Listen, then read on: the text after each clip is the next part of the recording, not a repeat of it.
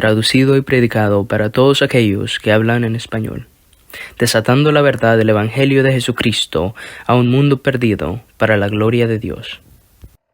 Pueden tomar sus Biblias y ábranlas primero a Lucas capítulo 5.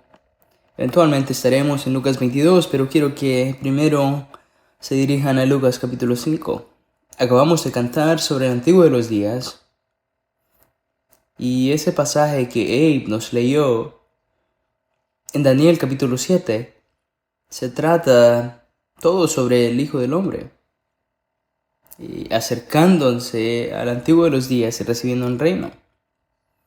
El Hijo del Hombre que se acercó al Antiguo de los Días en Daniel 7 para recibir un reino no es otro que Jesús el Nazareno. Y a Jesús el Nazareno le encantaba comer con pecadores. La comunión en la mesa con pecadores que necesitaban un Salvador era una característica habitual de su ministerio terrenal. Lo hacía una y otra vez. Y allí es más o menos donde quiero empezar. Quiero daros un impulso hasta la última cena de su ministerio terrenal y quiero que vean que era algo habitual que ocurría. Y será una característica habitual en su reino de venir. Lucas capítulo 5, noten versículo 29, Lucas 5, versículo 29.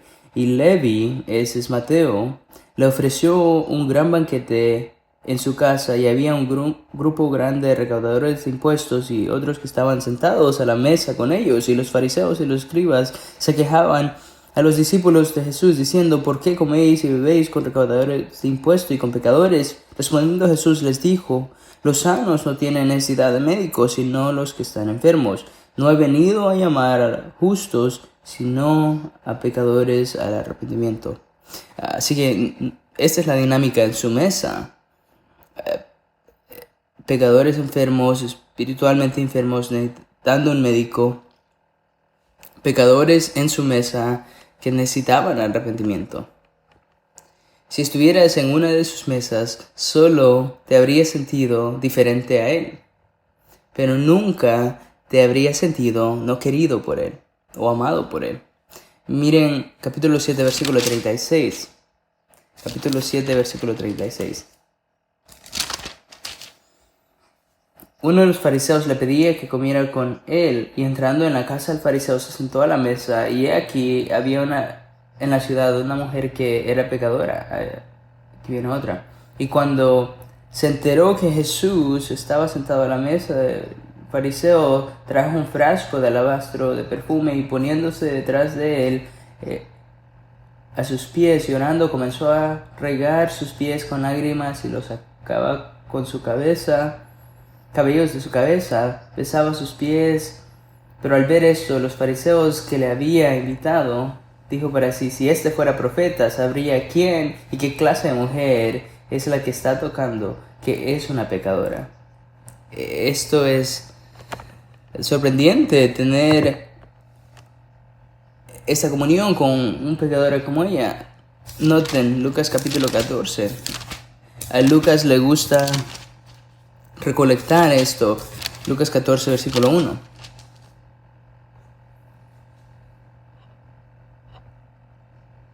Dice: y aconteció que cuando Jesús entró en casa de uno de los principales de los fariseos un día de reposo para comer pan, ellos le observaban cuidadosamente. Versículo 7. Y comenzó a referir una parábola a los invitados cuando advirtió cómo escogían los lugares de honor a la mesa.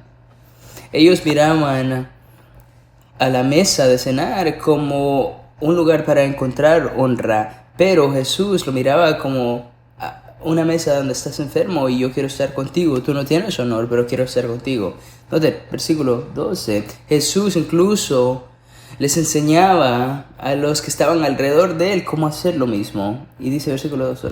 Y dijo también: cuando ofrezcas una comida o una cena, no llames a tus amigos, ni a tus hermanos, ni a tus parientes, ni a tus vecinos, no sea que ellos a su vez también te conviden y tengas ya tu recompensa. Antes bien, cuando ofrezcas un banquete, llames a los pobres, mancos, cojos, ciegos, y serás bienaventurado, ya que ellos no tienen para recompensarte, pues tú serás recompensado en la resurrección de los justos. Él les enseñaba lo que era para él el tener el compañerismo en la mesa. Él come con los que no tienen nada de qué ofrecer. Una más. Noten capítulo 15, versículo 1. El gran capítulo de las 3 diferentes parábolas de lo que se ha perdido y después es encontrado. Noten versículo 1. Todos los recaudadores de impuestos y los pecadores se acercaban a Jesús para oírle, y los fariseos y los escribas murmuraban diciendo: Este recibe a los pecadores y come con ellos. Esas escenas asombrosas de la mesa enseñan a Jesús rodeado por pecadores, pecadores que son débiles, pecadores que son impíos, impotentes ante la condición que sufren, son necesitados, son personas que no tienen nada que ofrecerle. Lo único que Jesús ganó al comer con gente como esta es crítica. Él es el único en esta mesa que es santo, es el único que es sabio en la mesa, es el único que es omnisciente, es el único que es poderoso, es el único que es soberano. Es el único que no le hace falta, no es una víctima en esta mesa, es misericordioso en la mesa, es amable en la mesa. Cada vez que comía con pecadores, había un contraste dramático, agudo, marcado entre él y los demás en la mesa. Y eso es porque Dios estaba en la mesa.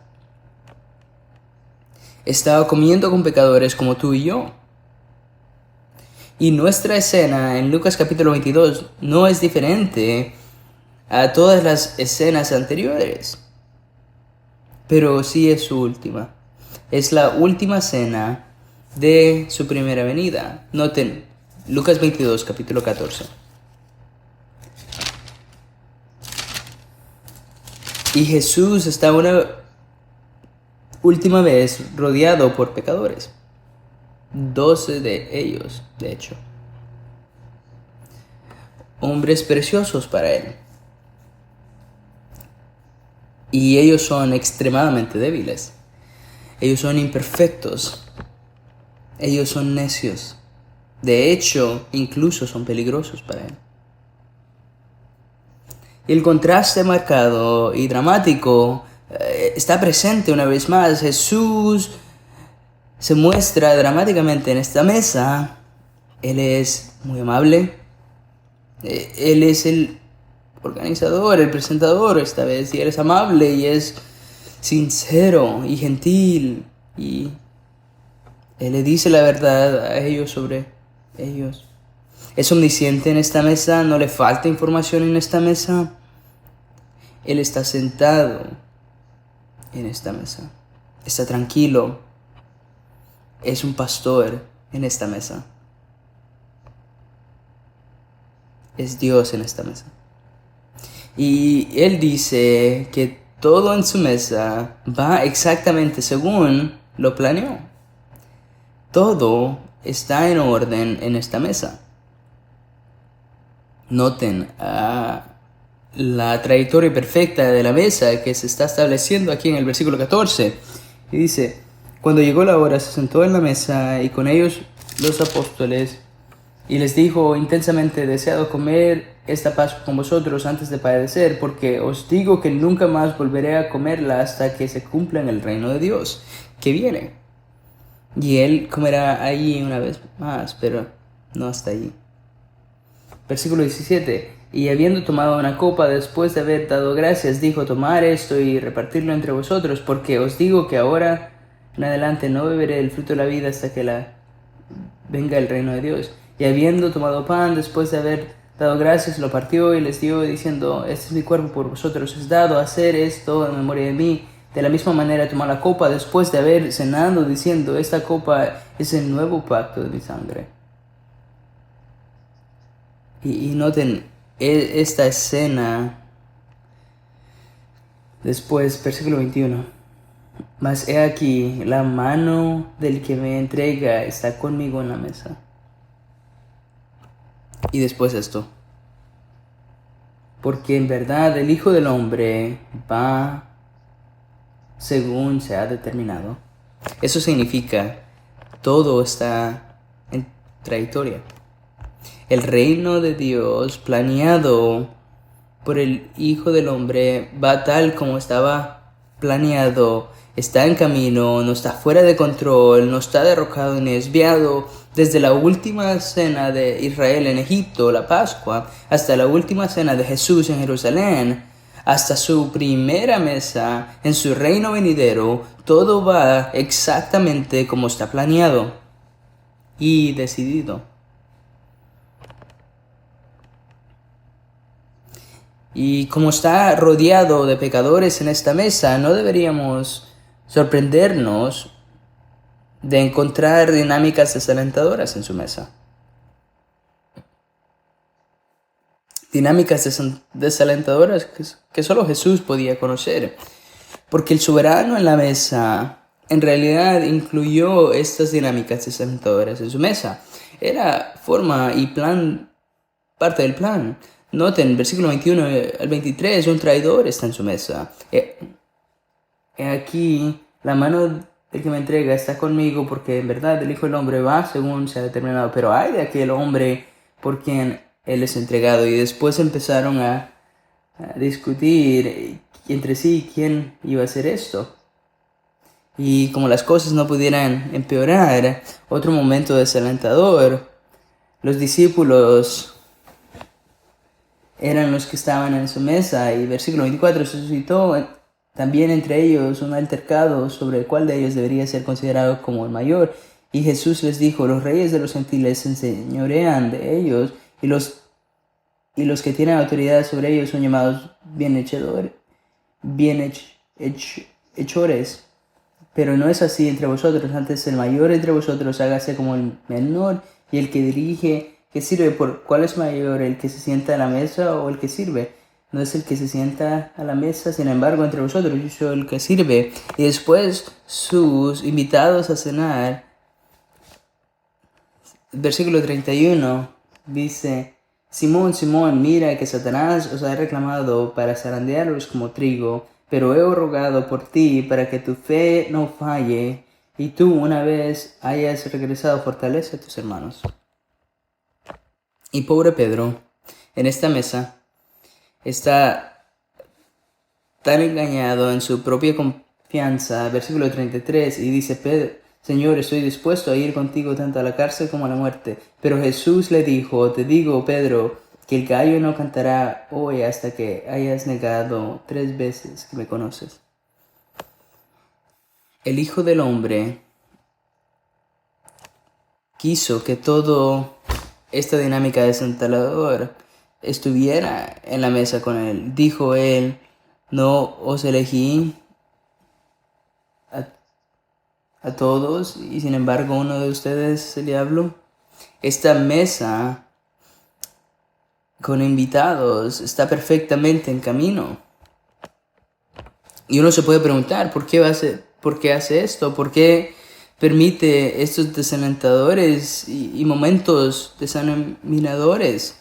Nunca planearía yo una mesa de esta forma. Nunca pensarías, bueno, ya tengamos a algunas personas y planeemos que haya una traición. ¿Quién hace esto? Pero ¿cómo podrías tú y yo ver la bondad inmerecida de Dios hacia un enemigo si Judas no estuviera ahí?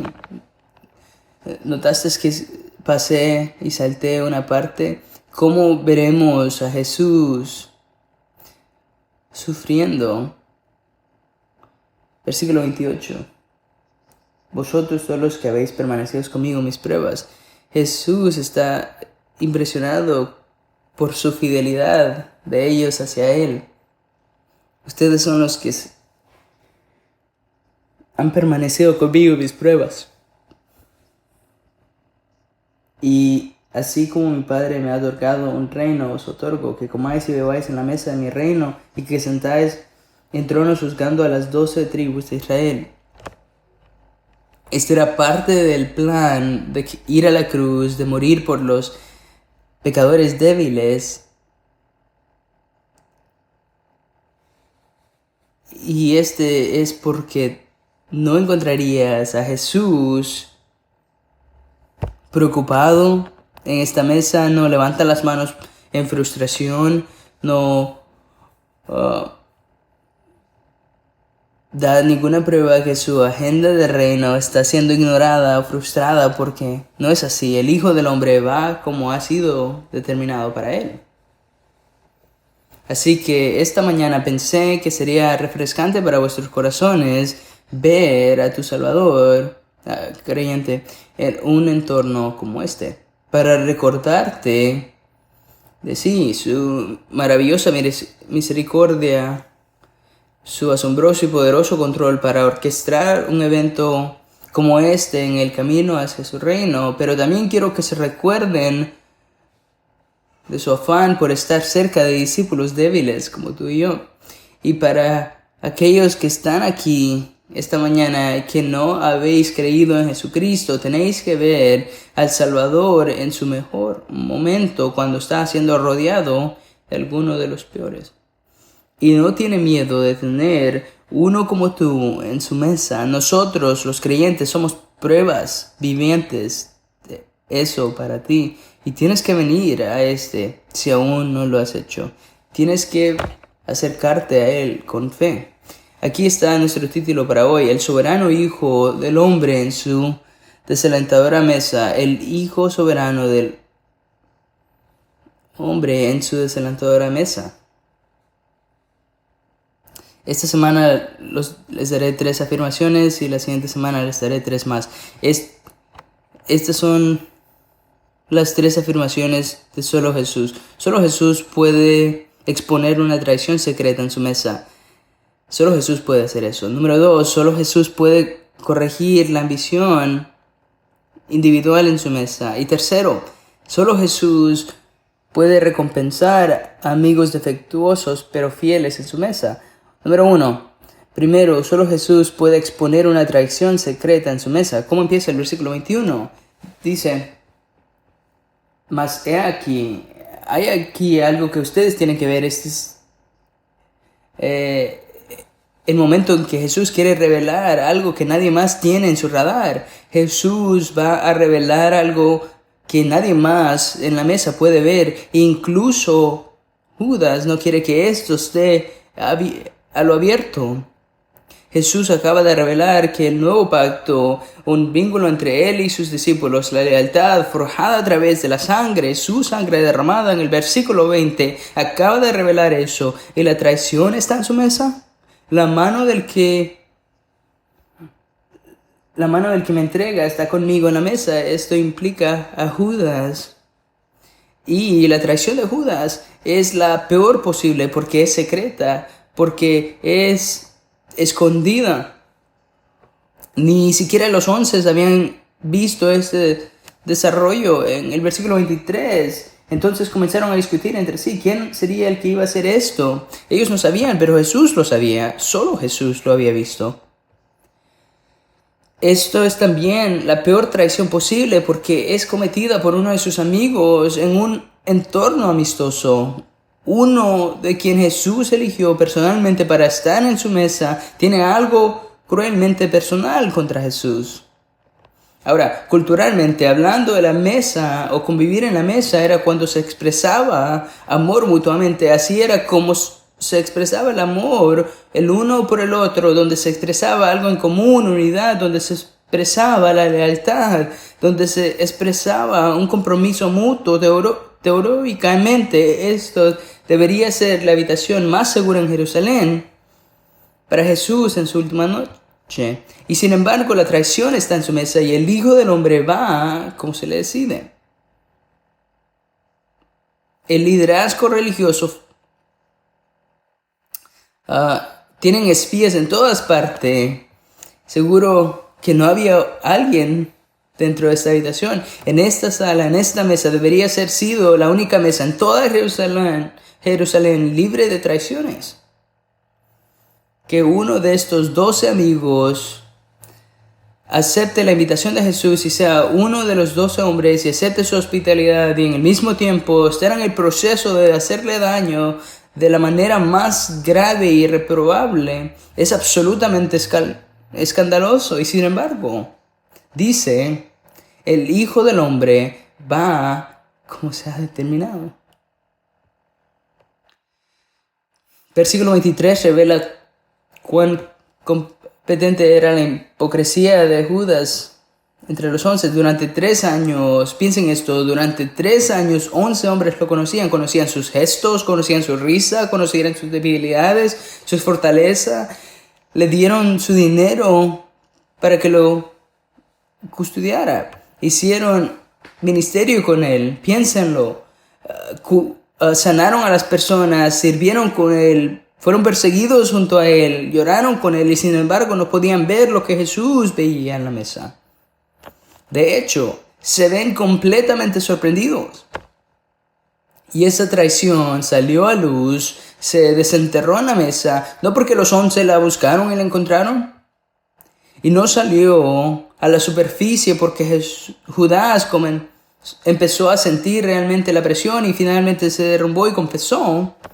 Solo Jesús lo expone en su mesa. No le sorprende, no viene desprevenido, porque el Hijo del Hombre va como ha sido determinado. Jesús está plenamente consciente que hay un plan en contra de él. Él sabe y está perfectamente tranquilo en este momento desalentador. ¿Cómo? Porque el Antiguo de los días y el Hijo del Hombre tienen un plan del reino que se está desarrollando. Se está moviendo hacia la compleción. Y el Hijo del Hombre incluye en eso otra idea, una traición bajo su plan del reino mayor. La insignificante trama de Judas es un rasgo de servicio bajo un mayor objetivo dominante del reino que no puede desviarse. Y de nuevo, tú y yo nunca pondríamos un objetivo tan grande y lo incorporáramos a una traición menor. ¿No piensas en eso cuando planeas invitar a alguien? ¿Dónde puedo planear la traición en esto? Es la última cosa que pensamos en nuestra mente, pero es parte de su plan. Pero enseña eso a tu corazón, creyente. ¿Quién está en control de la mesa? ¿Quién está en control de la mesa? No son los 11. No es Judas. Y no son los líderes religiosos que están en control de la mesa. Tu Salvador. Jesús, solo Él y el Antiguo de los días, el Hijo del Hombre, tienen control perfecto. Solo ellos saben que ha sido determinado. Creyente, déjame preguntarte esto. ¿Qué hay que temer cuando la traición te ataca? ¿Qué hay que temer cuando se expone la traición en una de tus relaciones?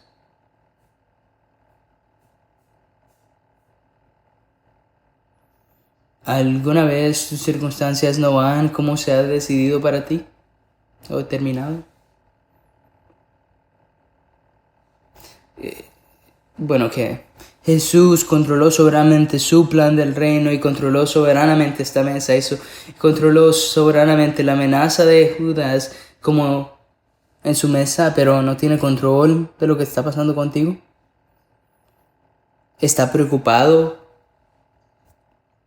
preguntándose cómo va a cuidar de ti.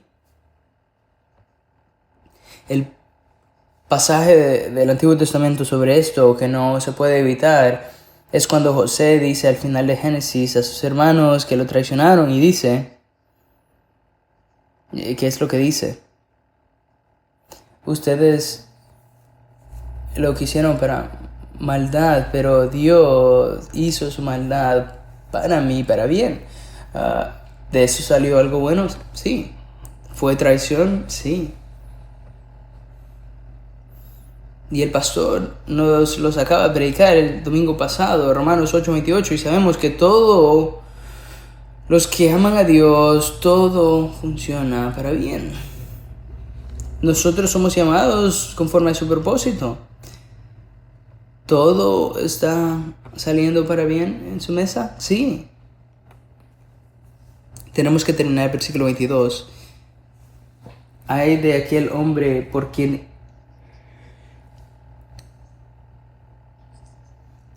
es entregado. Cuando Jesús dice ay, Jesús está explicando en esa palabra que sobre la cabeza de esta persona, de este traidor, va a venir la ira, el juicio horrible.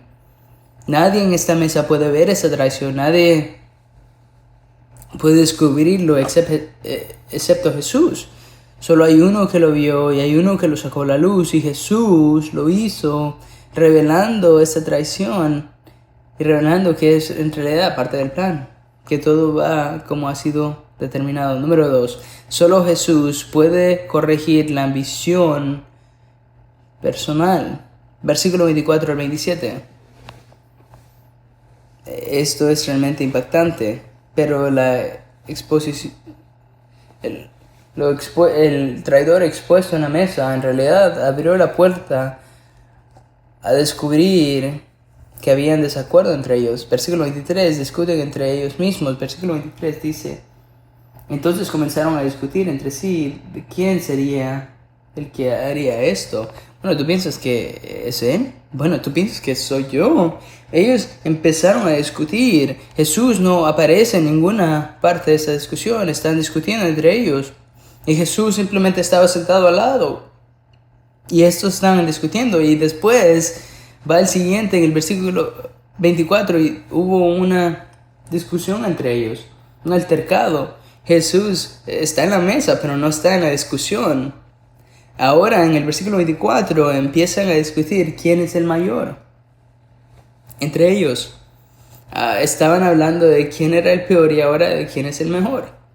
Estaban en desacuerdo a quién puede ser el peor y ahora quién puede ser el mejor por los demás. Dice, así que para ellos les importaba lo que los demás pensaban. Bueno, ¿cómo ocurre esto?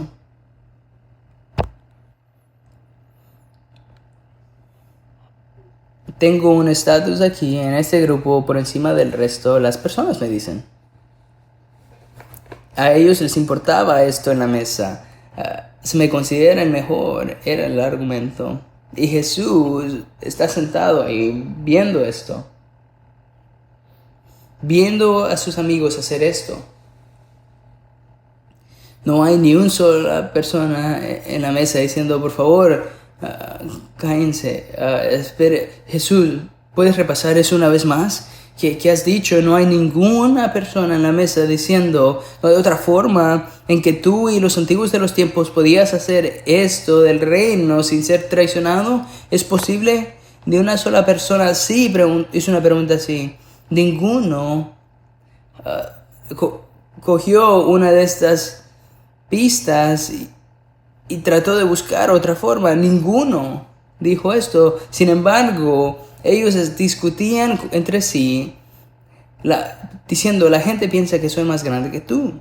Y Jesús no espera para que la autocorrección haga efecto. Él hace en la mesa lo que nadie más en la mesa es capaz. Solo Jesús podría enfrentarse a esto y corregir esta ambición egoísta en su mesa.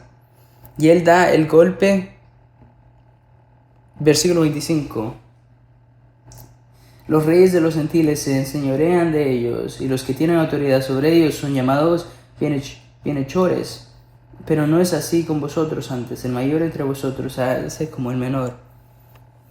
Eso es decir que el mundo quiere que sientas tu liderazgo, la influencia, eso es lo que dice el mundo. Y yo soy tu bienhechor, yo soy tu bien, y tienes que reconocerme por mi bien que traigo a todos ustedes mientras ustedes sienten mi liderazgo sobre ustedes. Eso es lo que dice el mundo. Pero, ¿cuál es el punto de Jesús? El punto de Jesús es este. Ustedes están pensando en liderazgo y grandeza y lo han traído a mi mesa. En vez donde Jesús está yendo a su reino y a su liderazgo, donde Él está yendo, esta idea no permanece, versículo 26, pero no es así con vosotros. Antes, el mayor entre vosotros hágase como el menor y el que dirige como el que sirve.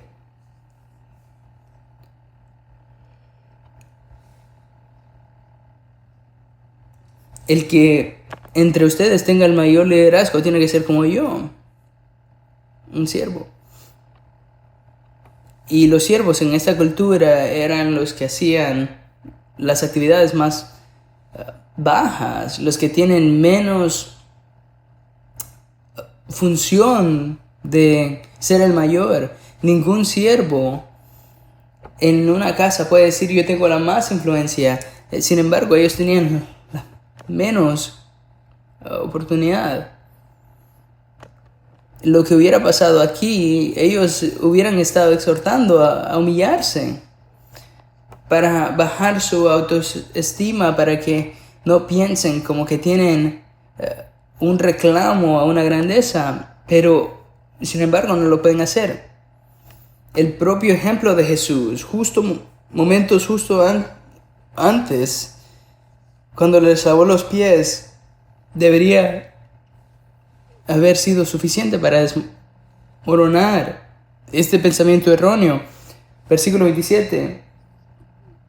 ¿Quién es mayor, el que se sienta a la mesa o el que sirve? No es el que se sienta a la mesa, sin embargo, entre vosotros yo soy el que sirve.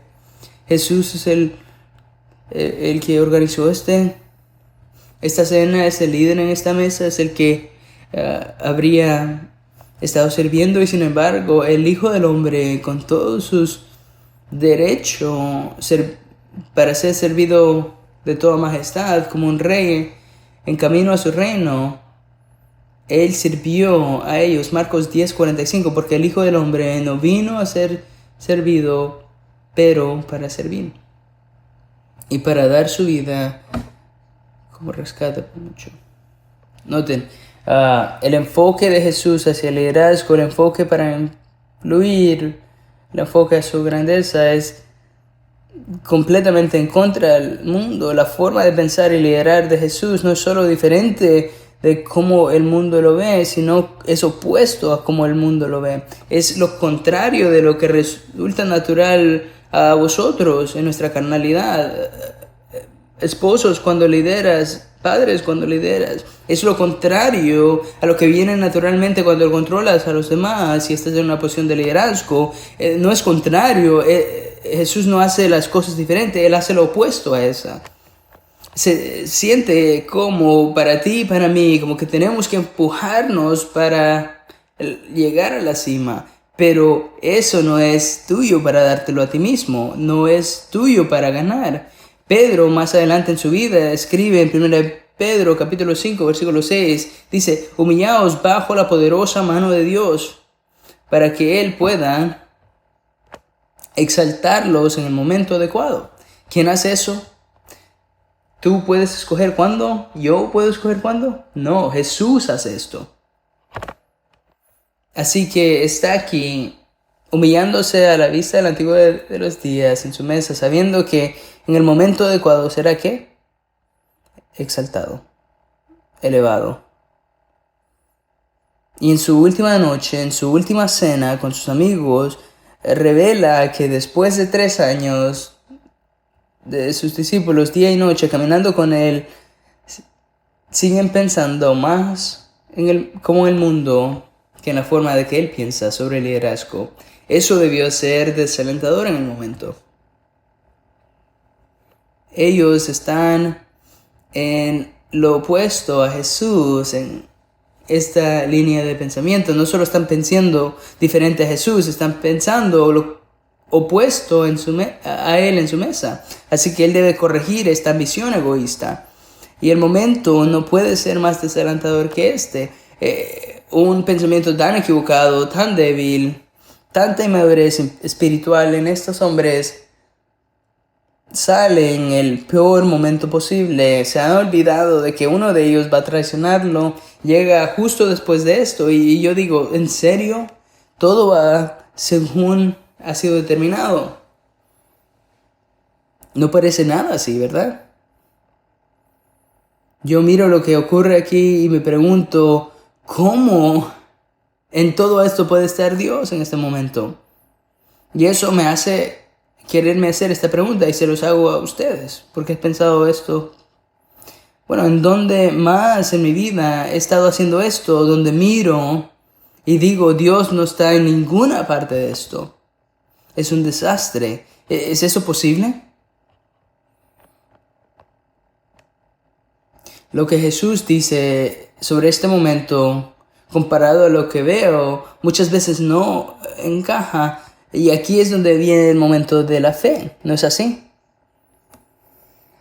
Es para mí tan intuitivo confiar en lo que veo y en lo que concluyo, y eso tiene que ser lo mismo que Jesús lo ve. La forma que yo lo veo es como el Señor lo ve. Pero el punto del sentido de la fe es que no voy a enfocarme en mi propia comprensión, sino voy a confiar en el Señor con todo mi corazón, incluso cuando se está desmoronando. Así que solo Jesús puede exponer la traición secreta en su mesa, y solo Jesús, en segundo lugar, podía corregir la ambición egoísta en su mesa. Y la tercera afirmación de Jesús hoy en este día es la única positiva. Lo que hace después quizás te sorprenda, aunque espero que con el tiempo, a medida que envejezcas en Cristo, no te sorprenda mucho, porque digas, así es mi Salvador. Así, esta es la tercera afirmación de Jesús. Solo Jesús puede recompensar a amigos defectuosos pero fieles. Versículos 28 al 30. Piensen sobre lo que reflejan los hombres en esta mesa. Traición secreta seguida por ambición egoísta. Eso es lo que con eso él come. Lo que se destaca como un grupo con defectos graves. Que debería decir Jesús a los hombres que o los están traicionando secretamente o discuten sobre quién es el mayor? ¿Y qué es lo que dices a personas como esas? Versículo 28. Vosotros sois los que habéis permanecido conmigo en mis pruebas. Esa es una expresión de agradecimiento. Ustedes han estado conmigo. Hombres, nunca he estado solo porque han estado conmigo. Jesús se centra en una cualidad de estos hombres que no está saliendo en esta mesa, pero está pensando en lo que ha salido de estos hombres durante los 3 años. Es su amistad fiel hacia Él, su lealtad hacia Él a través de tantas dificultades, tantos eventos ministeriales cruciales y críticos en el camino. En la mesa, Jesús no solo lidiaba con sus enormes defectos de carácter y pensó, voy a saltar lo bueno, porque si les hablo de lo bueno, va a haber otro momento. Él no solo lidió con sus enormes defectos de carácter que claramente se veían en la mesa, sino que también declaró a ellos que han sido buenos amigos hacia Él en sus pruebas. Él no ha estado solo. Por 3 años juntos fueron de una escena volátil de odio, a otra de liderazgo.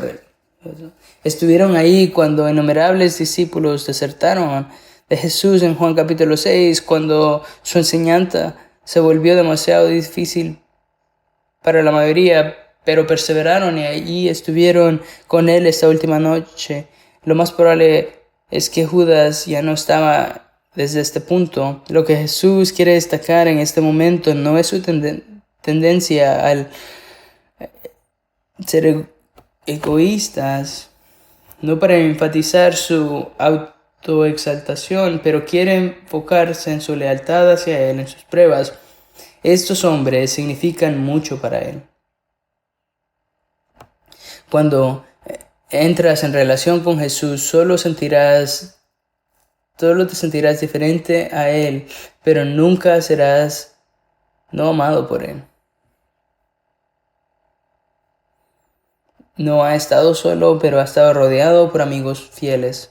El Hijo del Hombre fue ministrado por sus amigos defectuosos y fieles.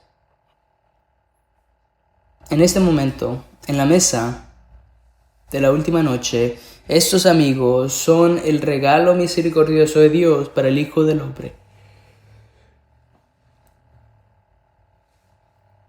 El Antiguo de los días dice: os he dado amigos, no has estado solo, y el Hijo del Hombre lo sabe. Y se siente consolado por su presencia, por su lealtad hacia él, y él expresa gratitud. Ustedes son los que han permanecido conmigo en mis pruebas. Pero hace más que eso, que viene después. De hecho, les recompensa por su lealtad. Noten versículo 29. Y así como mi Padre me ha otorgado un reino, os otorgo para que comáis y bebáis a mi mesa en mi reino, y os sentaréis en tronos juzgando a las 12 tribus de Israel. Jesús mira esto como que han hecho una bondad hacia él y han sido leales con él, y ahora él quiere recompensarlos con esto. Y piensen sobre lo desigual que es esto. Extravagante, exagerado, gratificante. 3 años de lealtad consigue la comunión en mesa con el Rey de Reyes. 3 años de lealtad mezclado con muchos defectos de carácter y de inmadurez y todo eso incluido, y lo que ellos obtienen son tronos para reinar sobre su pueblo en la tierra. ¿Qué tipo de recompensa es esa? Es una extrema recompensa. Extravagante, es desigual, y solo Jesús puede recompensar así. Hombres que se han comportado así en la mesa. No sé si yo pensaría recompensa, tal vez reprimendas. Un último enfoque para no perder esta mesa del reino en la que algún día estarán. Será una celebración gloriosa, alegre y asombrosa. Será un banquete con él y su reino. Por todos los que estarás en el reino, es un privilegio. Es una mesa de celebración, y lo que Jesús quiere poner en su atención es que en esa celebración gozosa, pero piensen correctamente lo que viene después para Jesús. No es eso. Es la oscuridad del pecado.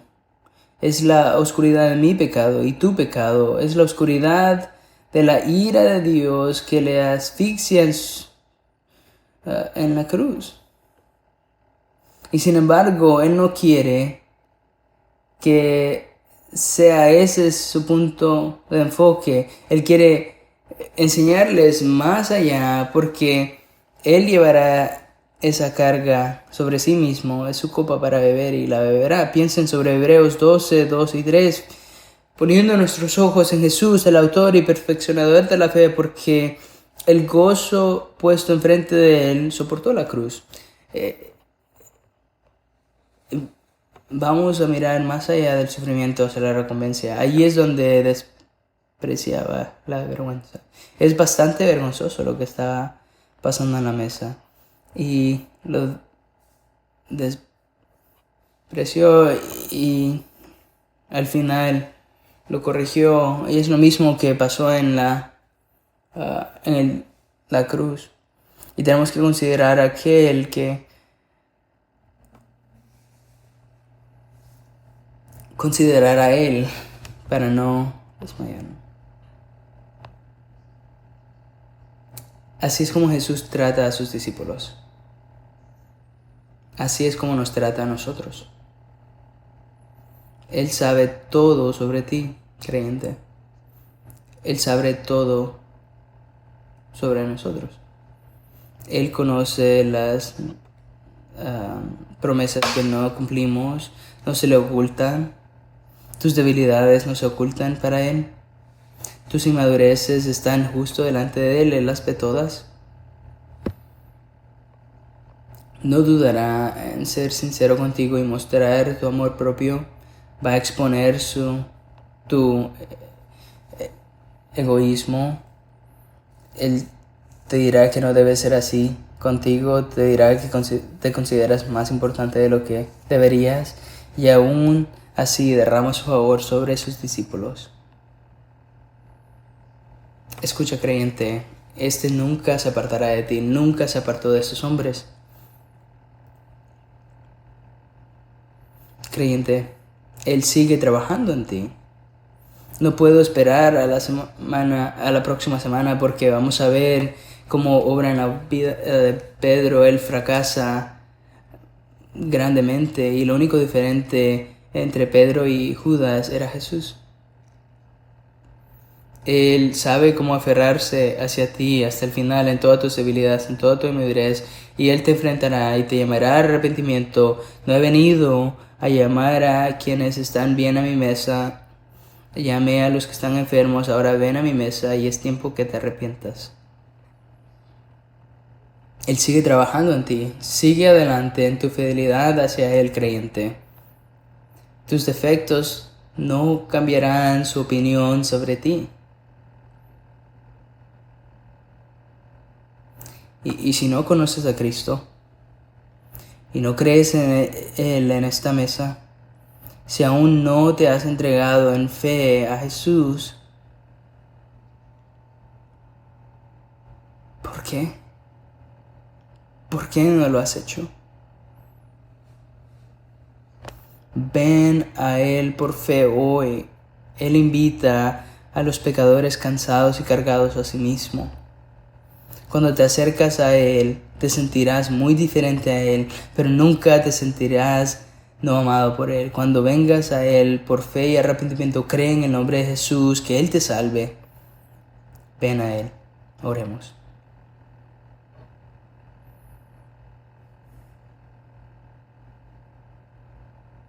Padre Celestial, gracias por querernos cerca de ti. Y Señor, sabemos que no lo merecemos. Señor, te damos gracias por tu generosa gracia hacia nosotros. Lo que hemos recibido de ti no coincide, no merece lo que recibiremos de ti todavía. Señor, oro que traigas hacia ti a aquellos que están enfermos y necesitan un médico. Padre, que acerques a pecadores que necesitan arrepentimiento. Deja que descubran tu bondad y tu misericordia como Salvador. Que no pensemos ligeramente de la riqueza de tu bondad y paciencia y misericordia. Veamos claramente que es la bondad de Dios que nos lleva al arrepentimiento.